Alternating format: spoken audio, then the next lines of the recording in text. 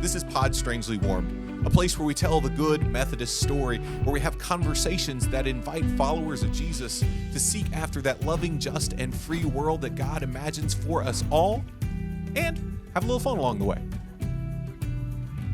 In this season on the podcast, we celebrate that it's Advent. For this Advent, we wrote a book, and the we here is my neighbors in the HEB area today. I am thankful for my book writing partners at FUMC Hurst, Pastor Yvonne and Pastor Matt, as well as Pastor Katie at St. Paul, helped us write a book as we heard Christ's invitation to join our communities and you in moving into the neighborhood.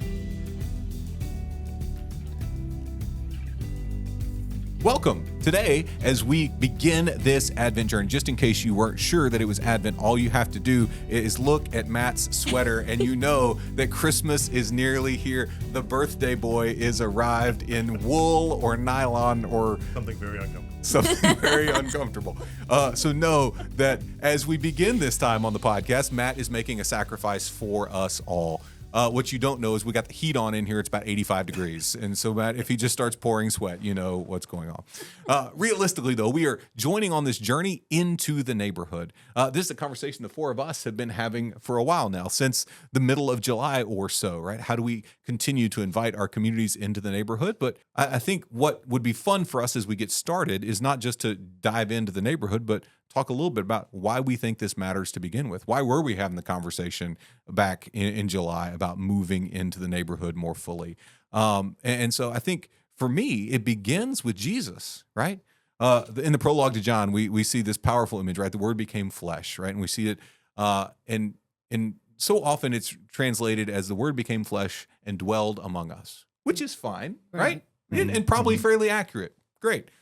But the Message translation says it this way: the Word became flesh and blood and moved into the neighborhood.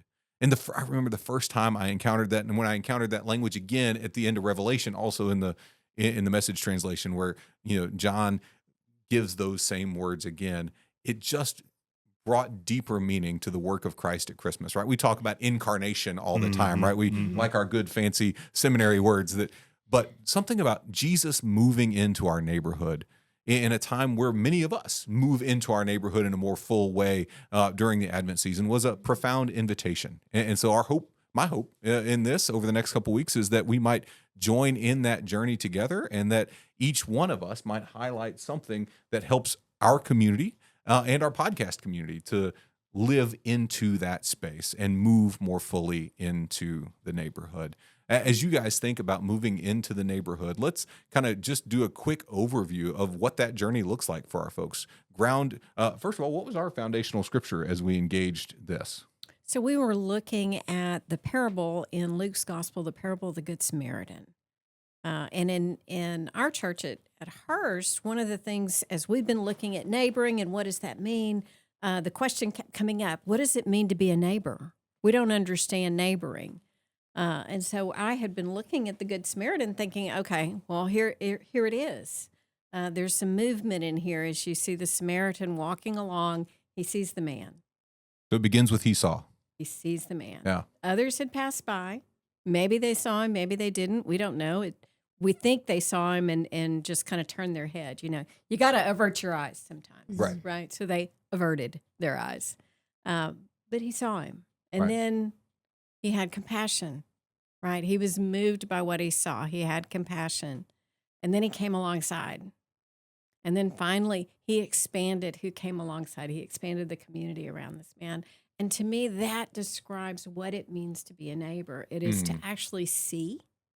It is to care enough to learn more, to go get close enough to learn more, and then to bring others alongside to learn. So as we journey over these next 4 weeks, that's the journey we're going to take. And over these next 4 weeks, you're going to hear from each one of us in a different way. For the book purpose, each one of us wrote one of these weeks. And so you'll hear me talk a lot about what it means to see our neighbors and our neighborhood more completely. You're going to hear Katie talk to us about what it means to have compassion. You're going to hear Matt share with us what it means to come alongside in a way that may be a little different, or an invitation to change from how we've historically come alongside folks. And Yvonne leads us in a powerful conversation about how do we expand the community. Today's podcast, we are going to spend time looking at that very first one, the point of beginning that he saw, right? And I think that's one of these things that at least for me, if I don't begin there with a place of intentionality, I assume that it will happen, right? When I talk about moving in my neighborhood, of course I'm going to see what's going on. And yet how often do we approach our life on autopilot, right? One of the joys of Methodist itinerancy is that we have moved 8 times as a family during the 18 years we've been married, right? Or my wife and I have been married. And so we've lived in 9 different homes, 9 different neighborhoods, 9 different apartments or different places along the way. And what we have found is when we first move in, we do see and notice everything because it's all new and it's we're trying to get a lay of the land. Like, what is around us? Where do we want to go eat all the time? Where do we want to buy our groceries? Who are our neighbors, right? Who is near to us, both physically and relationally in this space? But then comes a moment where what is new becomes old, right? And what is new, maybe better said, becomes known, right? And when it becomes known, we have to choose to see rather than just assuming we will see by default, right?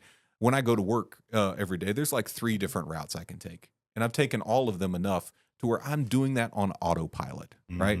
But the invitation to neighbor is to turn off autopilot, right? To turn off the blinders that get in the way and to see more fully, right?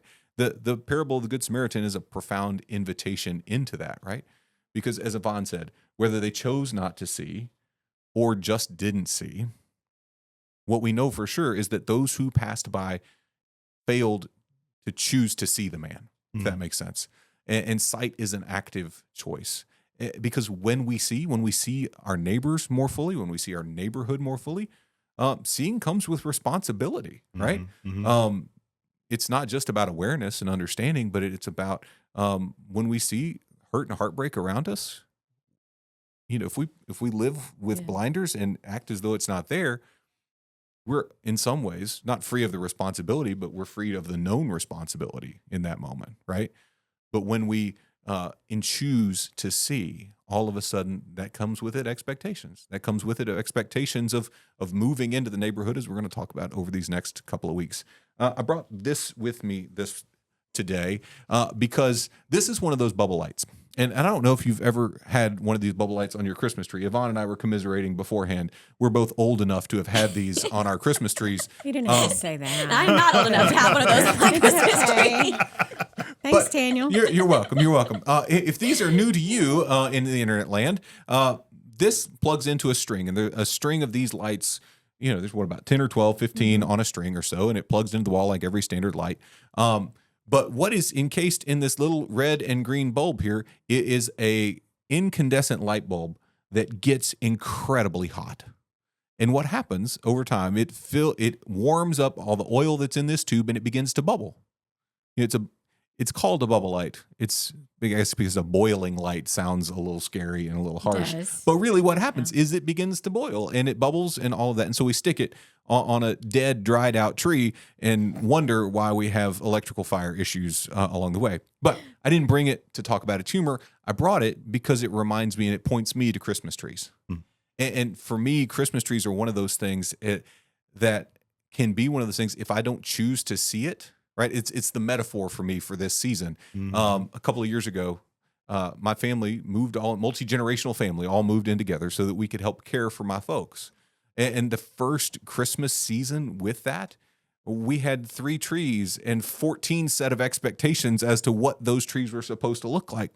And one of the profound invitations of that was first to patience. It was not but once we got the trees up, we had to encounter every ornament, right? Every piece, and see them with fresh eyes and see them in a new way and know the history and the story behind them in a meaningful way that brought new life to it. We couldn't just do it on autopilot anymore. And in that, I got to see my family in a new way. I got to see, I think I know what matters to my kids, but I got to see even more clearly what mattered to my kids as they got ready for Christmas. I thought I knew my spouse pretty well, but I got to see even more fully which pieces matter and what stories she told attached to them. And so choosing to see with a little extra intentionality was a more meaningful thing there, right? I got to see my brother and my parents in a different way, right? I hadn't put up a tree with them in 20 years, right? Once I moved to college, I said, tree's your problem, not my problem anymore, right? But all of a sudden it was my problem, right? And and I got to see what stories were told from our time of childhood and what new stories had been created along the way through the invitation to intentionally see, through the ornaments and through the Christmas trees, right? And so I brought this here with us just because that's a place for me in this Advent season where that call to seeing hits real life. I wonder where you guys have experienced this invitation to see, both in your Advent life, but in just life in general, as people who try to move into the neighborhood like Jesus did. As you're talking about intentionality of seeing, we could write this off as something that's really basic, that everybody gets this, right?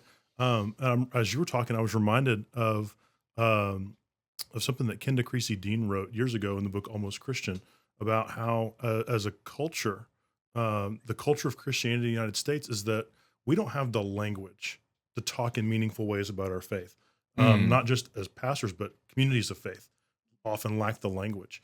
And if we develop an intentional practice of seeing and naming the ways that God is at work in the world around us, then we can begin to develop the language to be able to talk about what is God doing actively in my life right now, which I think if you were to ask that question to most people, they might struggle to answer a little bit. Yeah. Right.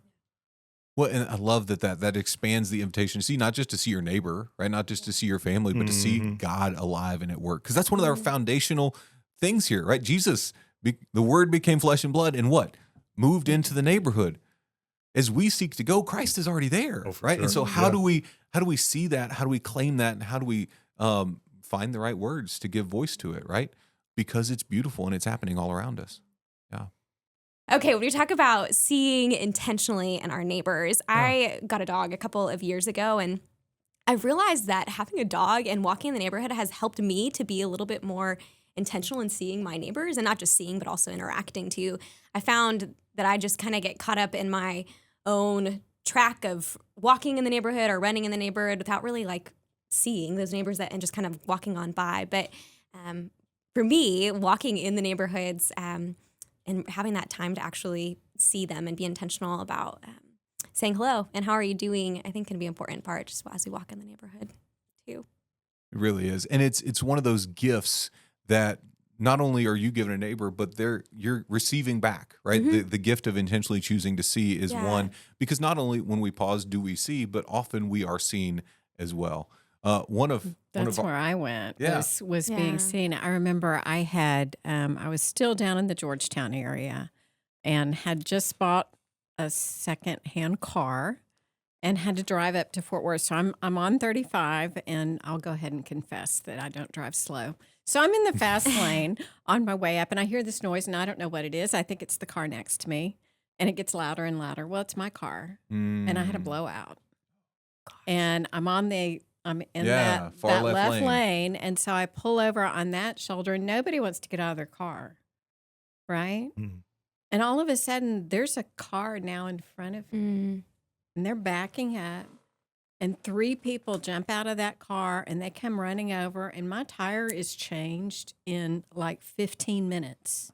They saw me, and I couldn't get back to my car because I'm only one way to get into the car, right? When you're parked on the shoulder of I-35. Right. I couldn't get into my car to even, give them a little bit of cash for helping before they were already gone. Yeah. I mean, to be seen. Yeah. And It's both. compassion and to come alongside. I just wish I'd gotten their names. There is power in, and I think, you say we can dismiss this as a very basic thing, right? And yet, when we do, we miss that power. We miss the power of what it means to be seen. When we moved most recently, in move number 8, into our 9th neighborhood, our little neighborhood, it's a little L, and there's 16, 18 houses on our little L. And so it's the most tight-knit neighborhood I've ever lived in. But there's one woman on our street who the kids insist that they call her Miss Vanessa. And Miss Vanessa has an incredible gift for seeing all the people.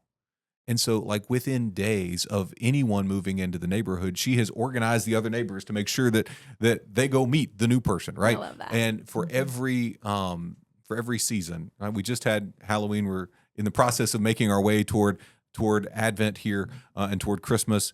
Every season, there is a little gift for every kid in the neighborhood, and she hand delivers it to each kid. She cultivates a little gnome garden in our designated kind of community space that is a little goofy, but also amazing at the same time because we got a lot of little toddlers in our midst, and they love going and playing with the gnomes. And so, like, she sees there's tiny people in our community, and most of the time she's not out there, but she's created that space, right? She sees them, and she's created that space for them to encounter goodness, and even our kids know that it's so good to be seen. Awesome. It's a real gift, and I know it has changed the DNA of our neighborhood, right? It's made us all more likely to see each other because we've received the gift of being seen from her. As y'all think of this idea of moving into the neighborhood, we've talked a lot about what it means for us kind of individually, right? To see and be seen. What is this, when you examine this from a lens of the church and its work, where does that come in for you, right? We're all pastors. We all lead communities of faith or work alongside our lay people to lead communities of faith and seek to invite people on a journey. What does seeing look like for you as a community of faith? So I had a really slow introduction to my community. I came to Hurst in the summer of 2021. So we were still pandemic. We were wearing masks. So I was introduced to the community half a face at a time, right? We did this. And then I later saw their faces. And it took us almost a year for us to really start being together, finally lose the mask, be in spaces where we could connect. And it was awkward. Do you remember that? It was really awkward and uncomfortable being around each other. And so the first place we had to do was be seen as the people that we were, right? And so part of our challenge right now is how do we get beyond who's inside our walls of our campus, right? And start looking at what's around us. And that's a real challenge. I think we've kind of lost a little bit of our ability to see. I'm not saying that we don't do it. Hurst, you do a great job of doing this. But it is hard to see because we're reconnecting still in a lot of ways, I think. And I think, I know it can feel like we blame everything on COVID, but it had a radical impact on so many of our lives, both individually and collectively. And we're still kind of working our way out of it, right? We're still working our way back into full relationship with each other. And things have changed in that period of time, right? Relationships have changed. People have moved. Communities have morphed and changed. And so, I think in that kind of environment, the invitation to see is even more powerful, right? Absolutely. Because we may be incredibly wrong when we think we know what our neighborhood looks like, right? Yeah. It's not the same thing. If we put our blinders on 6 weeks after moving somewhere, right? It's changed substantially in that period of time, right? And so how do we see the real humans and the real communities of humans that exist around us in a meaningful way, right? Because it's in that real seeing that we can. That's the first step to anything, right? Before we can come alongside, we got to see. Before we can have compassion, we got to see. Before we can expand the community, we got to see, right? If we don't start there, we're missing so incredibly much. And it's fascinating, Matt. You were, I don't want to cut you off here, so hop in. Well, I think there's this, we've mentioned this word intentionality a couple of times. Yeah. And what really jumps out to me about this, I'm reminded of some work we did with the Good Neighbor experiment and the neighboring movement and the Soci-Life folks. And one of the lessons in that curriculum was neighboring by design. In other words, shaping your life in such a way to make it possible. You talk about intentionally going out to take a walk, intentionally going out to make sure there's gifts for all the children in the neighborhood, like Miss Vanessa, right? You've got to choose to do these things because if I'm left to my own devices, I'm gonna wake up, I'm gonna make sure my kids get to school, I'm gonna get to work, I'm gonna go home, drive straight into the garage, I'm gonna go sit on the couch, and I'm just gonna veg out, and do the chores I have to do. And so, in order to create space for seeing intentionally, I've got to choose to shape my life in some certain ways that requires some challenge, personal challenge. Well, and even I know for me, when I go walking or running, I've got to choose whether I'm putting my AirPods in or not. Oh, yeah. Right? Because if I've got my AirPods Yeah. in, not only am I focused on something else, that's also sending a signal to everybody else. Leave me the heck alone. I don't want to Don't talk see to me. you. Yeah, do not see me. Right? la, I'm la, not seeing you. You don't see me. Right? And so that intentionality. And it's funny. I feel like in this season of our lives, we have to be even more intentional because our architecture has changed over time to match the pattern that you have just described, right? Exactly. We've got the clicker to the garage in our car. We hit the button, we drive in, we hit the button, it closes behind us. And the front porch that used to be the hub of Southern life, right? Place where everybody drank sweet tea and prayed that the wind would blow because it was hot as blue blazes, right? Mm-hmm. Has become the thing where all the packages get dropped by the UPS guy. Right, and that's its entire function. Maybe you have some cutesy something on the front porch, but mostly it's the package pickup zone, right? Instead of the place of connection, instead of the place. I mean, and there were moments of brokenness in the good old Southern front porch environment, right? There was gossip that was spread, there was things like that, but there was also real human connection that happened in the midst of that. That Right. we have Missing to- in the garage door. Yeah, we're missing in the garage door era. Yeah. Yeah. Going back to your question about how moving into the neighborhood connects to our churches, Yeah, and you had said even earlier than that about when we see, we can't unsee. We can't. We have a moral responsibility for the heartbreak and the hard things happening in our world. And so when I think about where the church intersection is, that too, as a church, when we see and choose to see, we can't unsee the challenges, the needs, the struggles, not only that, but also the strengths of the community as well, is an important part of that too, is who we're called to be the church to respond to those needs, those strengths, the building up of the community. Yeah. I think back as you're sharing, Katie, to a time where I served a church that was in a town of 1,800 people, right? And the beauty of the tiny town is that you were forced into neighboring, right? There wasn't enough town to drive through and not see, right? And often in our day and time, our neighborhoods are kind of socioeconomically segregated, right? We've gone beyond racial segregation and stuff like that, but we live in kind of just because these houses cost X and these houses cost, and so your pocket and your little bubble that you can live in can be pretty homogenous economically, right? And so what you see is a very specific subset of the human experience. One of the things I gave thanks for during that time in a town of 1,800 people where everybody knew who the new preacher was before I had met a single soul, was that it forced that kind of intentional seeing, right? It forced, because, one street right next to the next street right next, everybody is in this kind of tight-knit community. Everybody's in this kind of closeness that we can't help but see the hurt, the harm, the struggle, and that compels to action the community in a more meaningful way. I participated in more community fundraisers and not like big gala kind of things for kind of fancy nonprofits, but this family had a fire and they need help. And so we're going to go smoke 17 pork shoulders and bring the entire town together at the community center to pay $10 a plate to eat.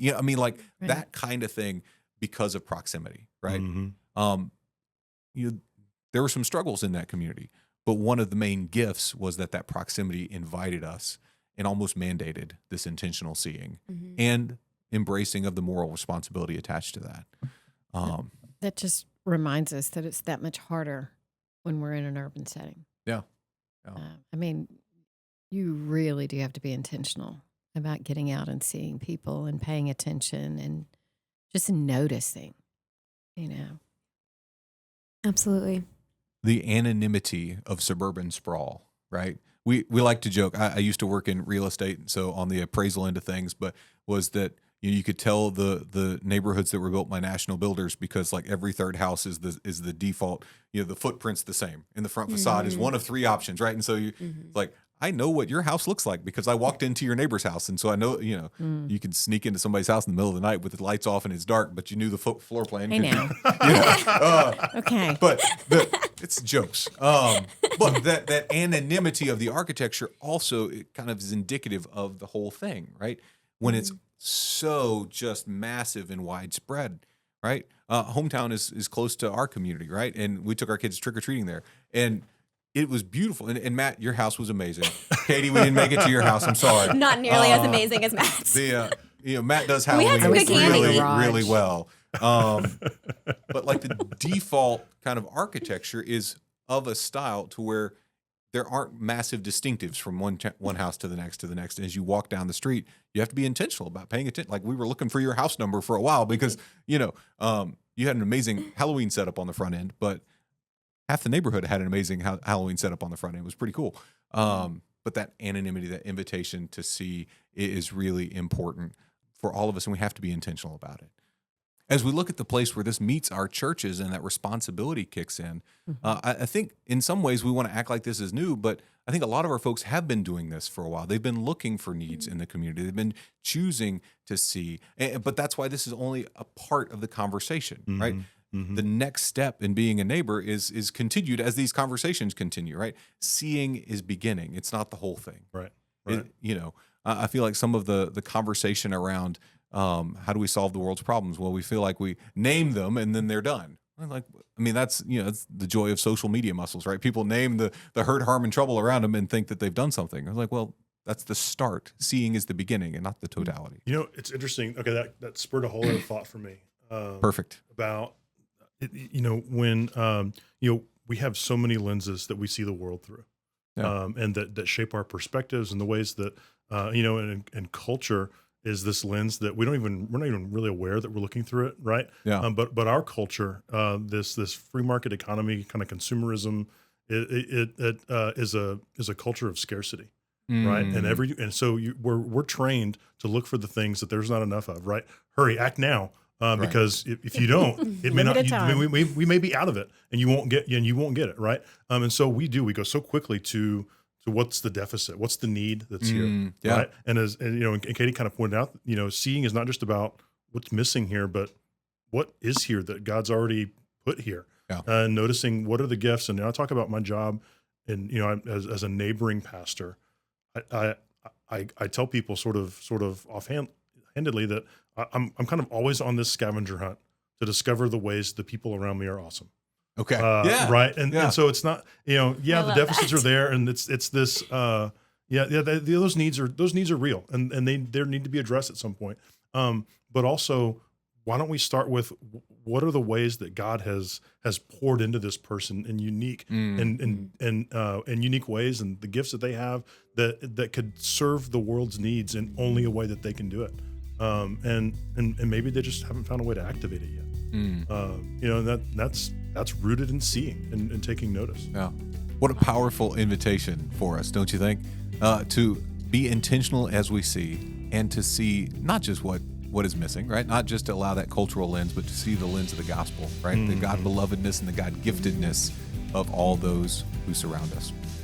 As you go into your week, that is our invitation to you, to embrace that invitation to see day by day, to see your community more fully, and to see where God is alive and at work, so that you might find those places where you might jump in and partner alongside.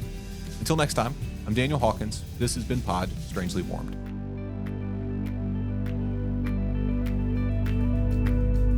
This has been Pod Strangely Warmed. If you enjoyed our conversation today, know that you can find us anywhere you find podcasts. On Spotify, Apple Podcast, YouTube, any and all the places, we are there. So if you want to continue the good United Methodist conversation that you've been a part of today, find us, like us, rate us, review us, and share with a friend, so that the good news that is happening right here in our own midst can amplify even more.